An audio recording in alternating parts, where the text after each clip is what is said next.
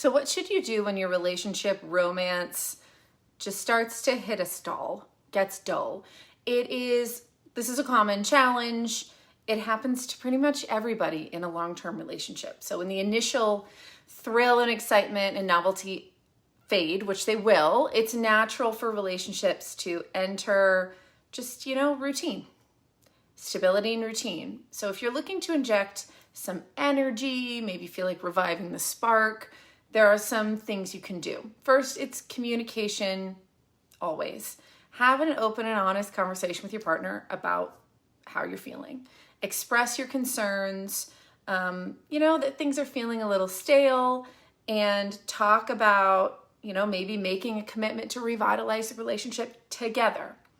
When you acknowledge this together, you can both be working towards this, which is obviously going to be much better than just one person not communicating with the other and trying to make this work. The next is you have to prioritize time together.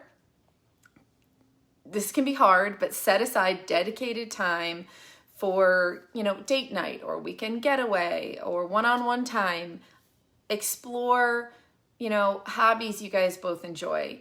It's really important to invest time and effort into nurturing your connection and making new memories. Variety, of course, is also, the spice of life. So injecting novelty is a great way to get out of that stagnation. So trying new things together, whether it's like trying a new kind of food or doing something sort of adventurous together, taking up a new hobby, just some sort of newness that you can experience together really stimulates your brain's that connection, and can reignite some curiosity, a little sense of playfulness in your relationship. And definitely do not underestimate the power of just touch. This extends beyond sexual activity. This is non-sexual touch as well. Cuddling, affectionate gestures, just making a point to physically engage every day, whether it's just sitting close to each other on the sofa when you're watching Netflix. It releases oxytocin, which is your bonding, promotes bonding and connection, your cuddle hormone.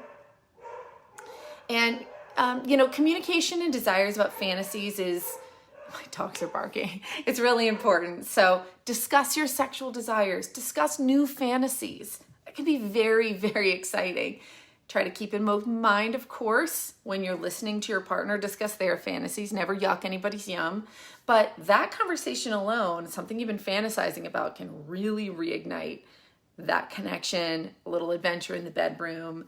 And also prioritize your self-care and individual growth. When you feel fulfilled as a person, it can really positively impact your relationship.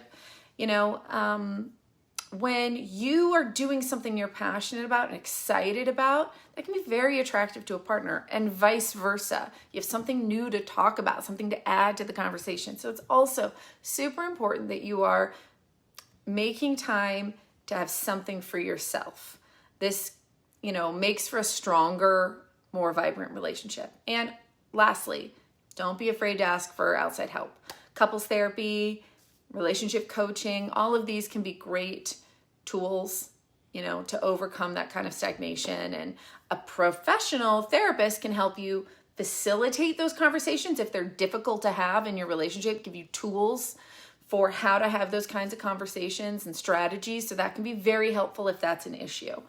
It takes a little effort to break out of a dull feeling romantically, but it's worth it. Prioritizing quality time, physical touch, little novelty, individual growth, those things can really infuse your relationship with some energy and some passion. And just remember that relationships evolve and they require continuous nurturing. It's like working out at the gym, right? You don't only go to work out when you're super unhealthy and you're having a 5-alarm problem, right? It takes regular maintenance. Sometimes you're going to be a little more into it than other times. And it's just becomes a part of your life, a routine part of your life. And same thing with your relationship. Don't just wait until you have a 5-alarm relationship emergency.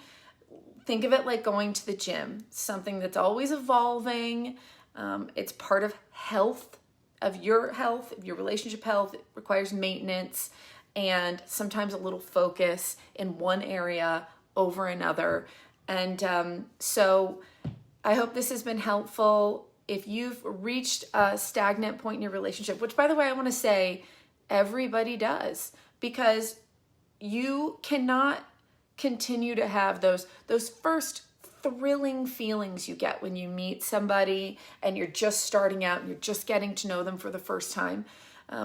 You can't recreate that. Not exactly, right? Once you really know each other and you get into a routine, maybe you're raising kids, it's not going to feel like that. That doesn't mean that it's not real love or it's not the right relationship. It just changes, right? It doesn't mean you can't feel passion. It's just not going to feel the exact same way as the thrill of the beginning feeling. And if you're always chasing that, then you're always going to be starting a new relationship for that beginning high. And then you're going to be missing out on all the wonderful parts that you can get into once that passes. Yes, it's not going to feel like that kind of thrill, but it can be much deeper and it can be extremely fulfilling, right? And so don't focus on always chasing that feeling, because that's not possible. You're looking for a new feeling. You're looking for feelings that develop in a deeper way. So when I say that we're reigniting passion, don't compare it to those first 6 months of your relationship or whatever, because that's not what it's going to feel like, right? But it's going to be a new fulfilling feeling with a little bit more depth. So I hope that's been helpful.